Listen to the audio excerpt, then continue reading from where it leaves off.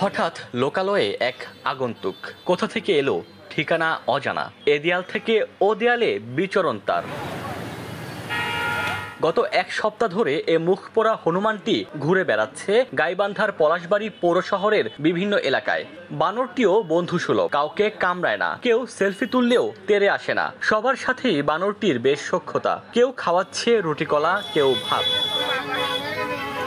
পলাশবাড়ী পৌর এলাকার সায়েদ ডাক্তারের ক্লিনিকের পাশে দেখা মেলে কালোমুখ হনুমানটির। তবে কেউ যেন আঘাত না করে সেদিকে সতর্ক রয়েছে স্থানীয়রা।